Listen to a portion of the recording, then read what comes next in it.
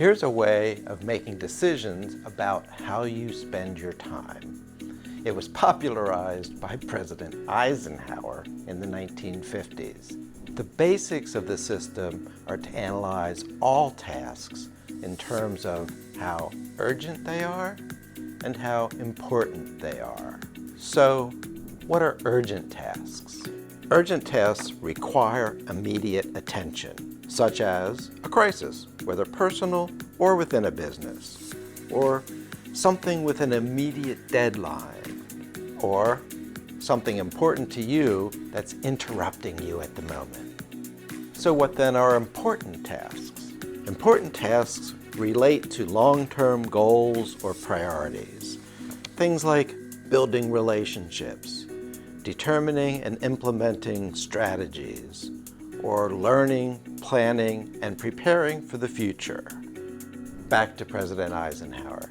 He famously said, "What is urgent is rarely important, and what is important is rarely urgent." We can further break this down into 4 groups: urgent and important, not urgent but important, urgent but not important, and not important and not urgent. The author Stephen Covey popularized his visualization of these 4 categories. He drew a horizontal axis from urgent on the left to not urgent on the right. Then he plotted the vertical from important at the top to not important on the bottom.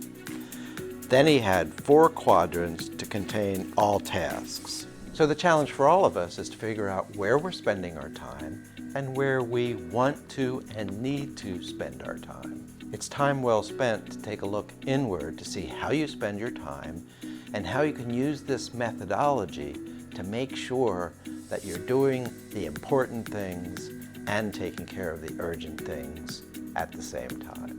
We've created a free worksheet to help you see how this can work in your world. Covey said it well.